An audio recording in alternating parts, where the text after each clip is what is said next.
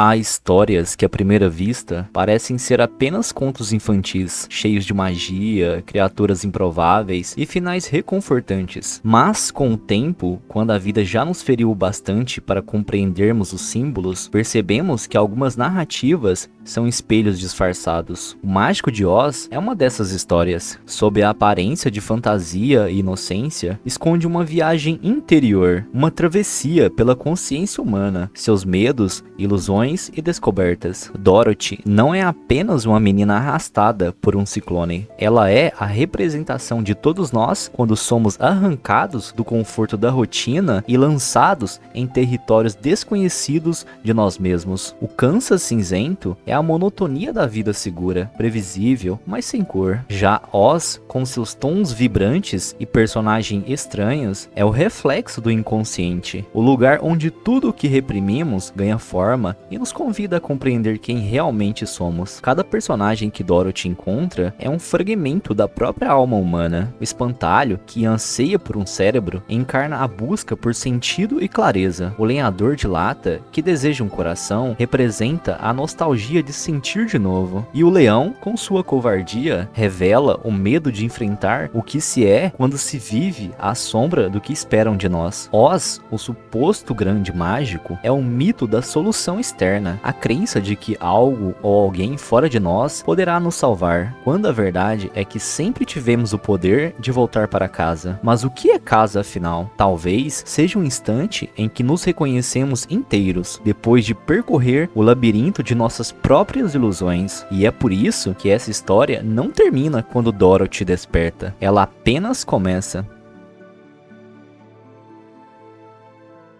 O ciclone que arranca Dorothy de sua casa não é apenas um fenômeno natural, é o símbolo da ruptura inevitável, do instante em que o destino decide que a inocência já não pode mais nos abrigar. Há uma força invisível que sopra, e tudo que parecia firme, as paredes, os hábitos, os rostos familiares, começa a girar em espiral até desaparecer. É o primeiro gesto da existência nos dizendo que agora é a hora de acordar. Antes do ciclone, tudo era cinza. O Kansas, com seu horizonte sem fim e sua monotonia desbotada, representava o conforto da previsibilidade, mas também era o retrato de uma alma adormecida, anestesiada pelo cotidiano. Tia Ann, outrora cheia de vida, agora reduzida a um rosto sem cor. Tio Henry, tão cansado de trabalhar que já não se lembrava do que significava sorrir. E Dorothy, apesar de jovem, já cercada por uma atmosfera de resignação. É nesse cenário que o vento começa a soprar o chamado da mudança. O ciclone então surge como um agente do caos criativo. Ele destrói, mas também desperta. Ele arranca Dorothy do seu mundo morto e a lança em um universo onde o impossível é apenas o primeiro passo. A casa que voa pelos ares é a metáfora perfeita da alma arrancada do seu chão. O desfolhar daquilo que chamamos de eu para abrir espaço ao que ainda desconhecemos. Dentro de casa, girando no vazio, Dorothy experimenta o silêncio do meio do furacão, o olho da tempestade, onde tudo parece suspenso, onde o medo e a curiosidade se misturam. Esse momento é a travessia interior, o ponto em que deixamos de ser apenas espectadores da vida e passamos a ser parte da corrente que nos leva adiante. E quando finalmente o vento se acalma e a casa pousa, o mundo já não é mais o mesmo. Não há mais o cinza, mas um verde impossível, flores de cores que o olhar nunca conheceu, sons que lembram sonhos esquecidos. Dorothy desperta não apenas de um sono, mas da própria ignorância. O ciclone cumpriu seu papel, destruir para revelar, porque no fundo, toda jornada começa assim, com algo que desaba, e é só quando tudo à nossa volta é arrancado do lugar é que descobrimos que o verdadeiro chão sempre esteve dentro de nós.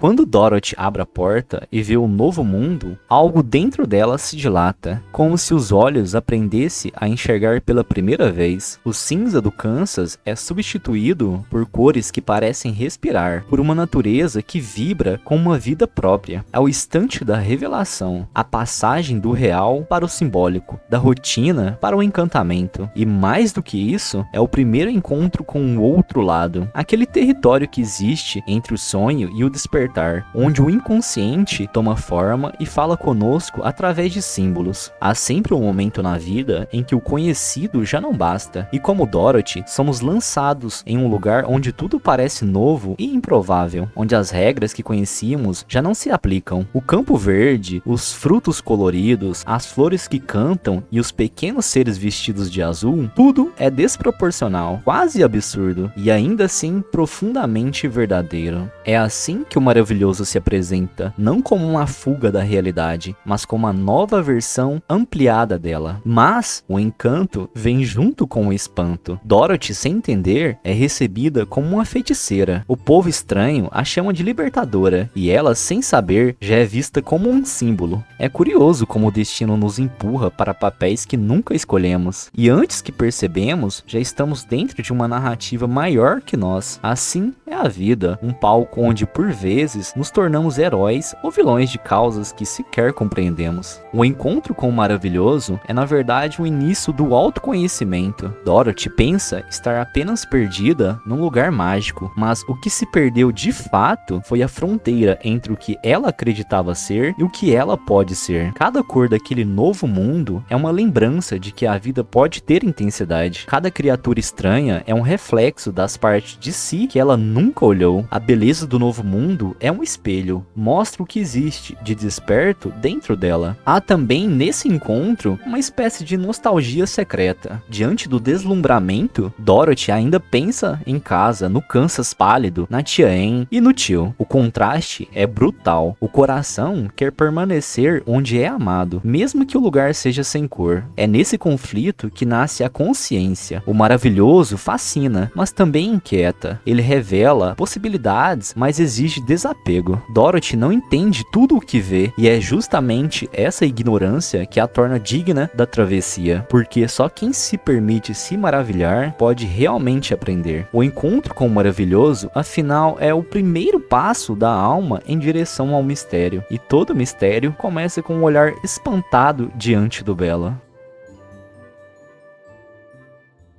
Toda jornada começa com uma perda. Antes de haver caminho, há sempre uma ausência. Dorothy, mesmo diante do esplendor da nova terra, sente o eco do vazio, o medo, a saudade, a sensação de não pertencer a lugar algum. É nesse instante que o chamado se faz ouvir, não como uma voz divina, mas como uma inquietação silenciosa que pulsa dentro de quem desperta. O desejo de voltar para casa é o primeiro movimento da alma que percebe que está longe de si mesma. Dorothy quer reencontrar o Kansas, mas no fundo o que ela busca é reencontrar sentido. O lar nesse momento é símbolo, representa o centro interior, o ponto onde o ser se reconhece. Assim, o retorno não é apenas geográfico, mas existencial. O caminho até Oz é o espelho dessa busca, é o percurso que todos nós enfrentamos quando somos arrancados do conhecido e precisamos aprender a caminhar entre símbolos, dúvidas e encontros. Dorothy não parte porque quer aventuras, ela parte porque a ausência de direção é insuportável. Ela precisa acreditar que alguém, o grande Oz, capaz de guiá-la de volta. O mágico, antes mesmo de aparecer, já cumpre sua função, representar a esperança que nos mantém em movimento. Mas o chamado à jornada traz consigo uma condição essencial, o desapego. Ao colocar os sapatos de Ruby, Dorothy aceita o pacto com o desconhecido. Aqueles sapatos reluzentes e misteriosos não são apenas calçados, são um símbolo do poder oculto que carregamos e que só se manifesta quando ousamos dar o primeiro passo. Cada tijolo amarelo da estrada que ela segue é um fragmento do próprio crescimento, a construção de um caminho que só existe à medida que se caminha. A jornada, porém, não é feita de certezas. Dorothy parte sem mapa, sem garantias, acompanhada apenas da inocência e do desejo. E é isso que torna sua travessia tão humana, o fato de avançar mesmo sem saber. E nesse gesto, ela nos revela algo profundo. A coragem não é a ausência de medo, mas a decisão de não se deixar paralisar por ele. O chamado à jornada é, portanto, o instante em que deixamos de esperar e começamos a agir. Dorothy não é uma heroína no sentido clássico. Ela não busca glória nem poder. Ela apenas quer voltar, mas é justamente esse desejo simples, essa pureza de intenção que a a torna capaz de atravessar o impossível, porque o caminho para casa, para o centro, para o eu, nunca é uma fuga, é sempre um retorno através daquilo que ainda não compreendemos.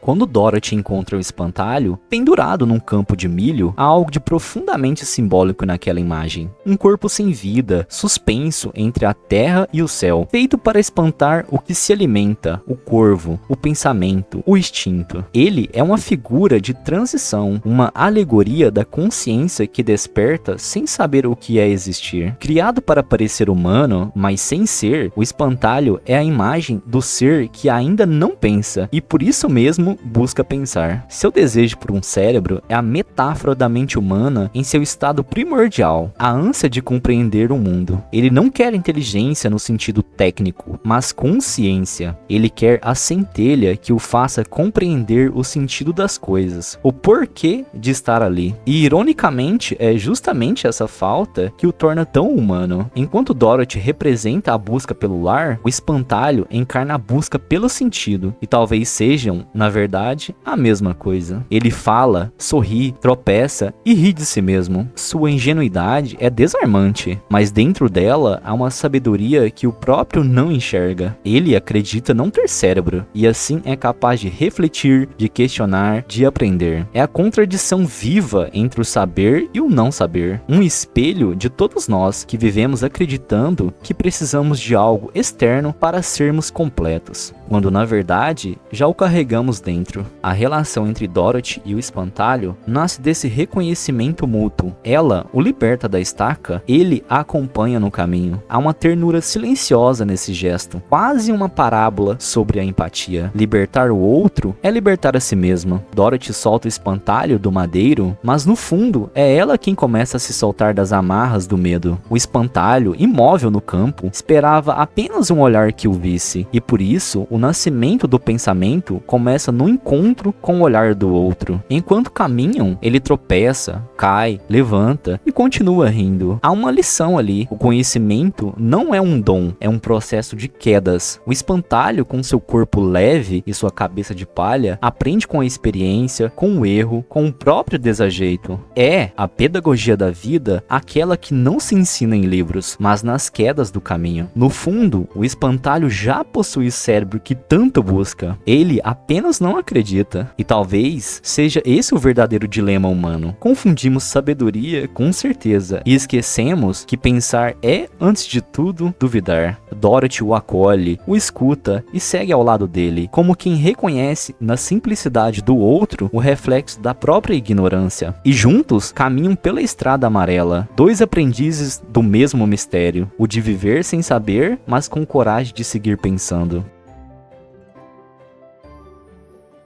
Há uma solidão que nasce não da ausência de pessoas, mas da ausência de sentir. O lenhador de lata é o retrato dessa solidão. Um homem que, em nome da sobrevivência, tornou-se máquina, eficiente, funcional, mas vazio. Sua história é uma tragédia metálica, um retrato melancólico do que acontece quando o coração é substituído pela utilidade. Ele era humano, amava, sonhava com uma casa, uma mulher, uma vida comum, até que, golpe a golpe, foi sendo transformado em lata. Cada parte substituída representava uma perda, uma adaptação à dureza do mundo, até o dia em que, para não sentir dor, perdeu também a capacidade de amar. E é só quando o coração se cala que ele compreende o valor do que perdeu. O lenhador de lata é um homem moderno antes do tempo, aquele que faz, mas já não sente, que produz, mas já não vibra. Ele está inteiro por fora e oco por dentro. Sua ferrugem não é apenas física, é emocional. É o tempo endurecendo o afeto, é o medo de sofrer, criando armaduras tão bem feitas que acabam se tornando cárceres. Por isso, quando Dorothy o encontra imóvel na floresta, o gesto de lubrificá-lo é muito mais do que um ato de ajuda, é o renascimento do sensível, é o toque humano desenvolvendo movimento ao que o mundo havia paralisado. A compaixão de Dorothy é o óleo que devolve o fluxo da vida. O lenhador fala com uma doçura trágica, lamenta lamenta não ter um coração, mas guarda dentro de si uma ternura que contradiz sua própria crença. Ele chora e as lágrimas o enferrujam novamente. É quase um paradoxo poético. O ato de sentir o torna vulnerável e a vulnerabilidade o coloca em risco, mas também o reafirma como vivo. Ele descobre que amar dói, mas não amar é definhar lentamente. Na sua busca por um coração, ele revela uma das verdades mais duras da existência. O coração é o que mais queremos e o que mais tememos. Ele nos expõe, nos enfraquece e nos torna humano ao mesmo tempo. O lenhador acredita que só poderá ser feliz quando tiver um novo coração, sem perceber que o próprio desejo de tê-lo já é um sinal de que ele ainda sente. Há algo profundamente humano em sua contradição. Todos nós, em algum ponto, nos tornamos um pouco de lata, endurecidos por decepções, enferrujados por silêncios, temerosos de abrir as juntas e deixar o sentimento circular. Mas ao contrário do que pensamos, o coração nunca se perde. Ele apenas se esconde por medo de voltar a pulsar. Dorothy o acolhe no grupo e juntos seguem um caminho. 3 viajantes, a mente que busca pensar, o coração que quer sentir e a menina que procura o lar. Talvez essa seja a equação essencial da alma: pensar, sentir e pertencer.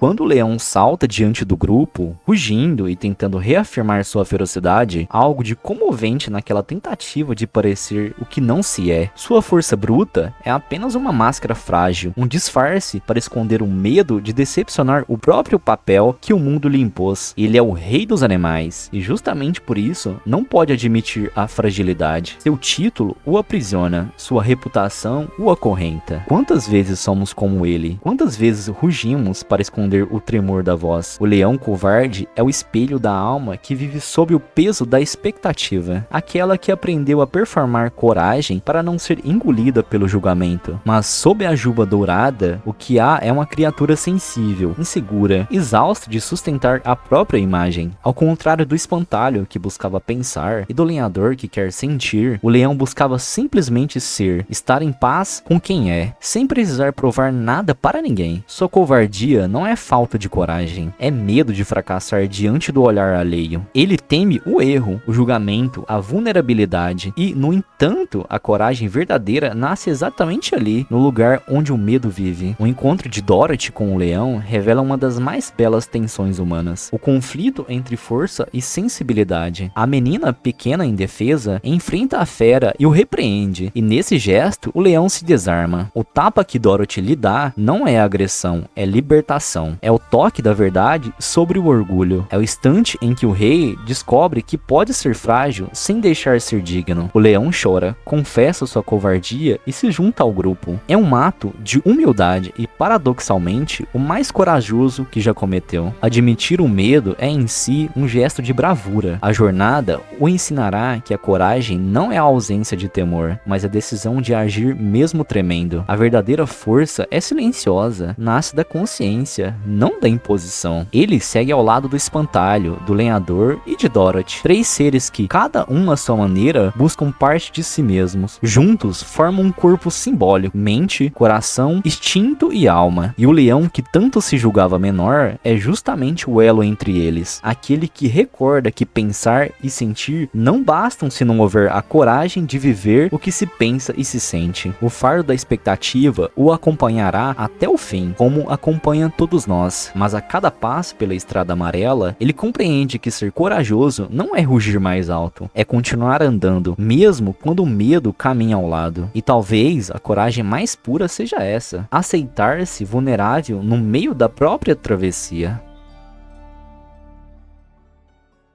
A estrada de tijolos amarelos não é apenas o trajeto que leva Dorothy à cidade das Esmeraldas. É o símbolo da jornada interior, o fio dourado que conduz a consciência do caos à compreensão. Cada passo sobre esses tijolos é uma escolha, e cada escolha é uma renúncia. Seguir é sempre deixar algo para trás. O brilho amarelo do caminho é ambíguo, ao mesmo tempo luz e engano. Representa o ideal, o sonho, a promessa de que existe o destino capaz de justificar para a travessia. É o farol que orienta os perdidos, mas também a miragem que nos mantém em busca, porque a estrada não é o fim, é o processo. Ela não foi feita para ser vencida, mas vivida. Enquanto caminham, Dorothy e seus companheiros descobrem que a estrada muda conforme o olhar. Há trechos lisos e convidativos, e há trechos quebrados, irregulares, que testam a paciência e a fé. Assim também é o caminho humano, às vezes claro como o dia, às vezes envolto em neblina. O progresso se mede menos pela distância percorrida e mais pela disposição em continuar, mesmo sem saber o que há depois da curva. A estrada também é um espelho de quem a percorre. O espantalho, com sua mente de palha, enxerga nela um aprendizado constante. Tropeça, cai, levanta e aprende. O lenhador, com seu corpo de lata, a sente como uma prova de resistência, temendo a ferrugem, mas persistindo. O leão, atormentado por seus medos, vê em cada curva um teste de coragem. E Dorothy, a menina que só quer voltar para casa, vê nela a passagem entre a infância e o entendimento, um caminho que exige crescer. O grupo segue junto, e nesse junto que a estrada revela seu maior segredo. Ninguém se torna inteiro sozinho. Cada personagem reflete no outro aquilo que lhe falta. O espantalho aprende a sentir, o lenhador começa a pensar, o leão descobre ternura, e Dorothy entende que a força do retorno não está em voltar, mas em transformar-se no caminho. O ouro da estrada não é o material dos tijolos, mas o brilho do que se descobre em cada encontro. A estrada é um mestre silencioso, não promete conforto, mas oferece sentido. E quando o cansaço pesa, quando o horizonte parece longe demais, ela nos ensina o que os sábios sempre souberam. O destino não é um ponto no mapa, mas o estado de quem caminha, porque todo caminho, no fundo, é um espelho, e toda busca, mesmo que pareça externa, é sempre uma volta para dentro.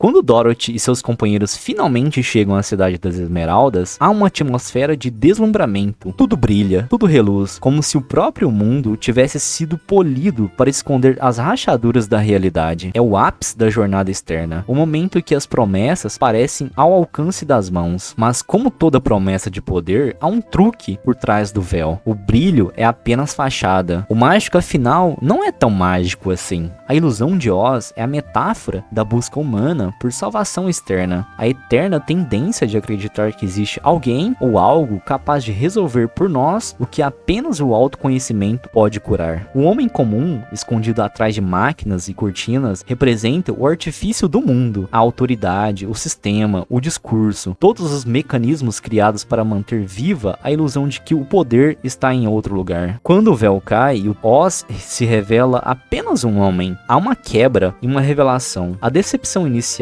é inevitável, mas logo se transforma em insight. O poder nunca esteve fora. Cada personagem descobre que já possuía desde o início o que buscava. O espantalho sempre pensou com clareza. O lenhador sempre amou. O leão sempre teve coragem. Dorothy sempre teve o caminho de volta dentro de si. Oz, com toda a sua impostura, é apenas o espelho que os obriga a olhar para dentro. Essa cena é uma das mais belas metáforas da literatura moderna. O desmascarar do mito do Salvador. Vivemos boa parte da vida, acreditamos que seremos consertados por um mestre, um amor, uma conquista, uma cura milagrosa. Mas o momento em que o pano cai e a verdade se mostra banal, é também um instante em que nascemos de novo. Perceber que não há ninguém no comando é assustador, mas libertador. O mágico é, paradoxalmente, o impostor necessário, aquele que, ao enganar, desperta. Ele nos mostra que o poder de mudar não está no altar, nem na autoridade, mas na consciência de quem caminha. Sua farsa é o caminho para a verdade, porque para encontrar o real é preciso antes atravessar a ilusão. Dorothy, diante da revelação, entende que sua jornada não era apenas para encontrar um mágico poderoso, mas para descobrir o poder silencioso da própria fé. Fé no caminho, fé no encontro, fé em si. O retorno ao Kansas já não é mais fuga, mas reconciliação. Ela volta diferente porque aprendeu que o mágico sempre esteve nela, esperando ser reconhecido. E é assim que Oz se transforma de lugar em símbolo. A cidade verde, o brilho falso, o homem atrás da cortina, tudo se dissolve em um único ensinamento. O verdadeiro poder é humilde, invisível e interior. No fim, Dorothy descobre o que todos nós, em algum ponto, precisamos descobrir: que o caminho para casa é o caminho para si.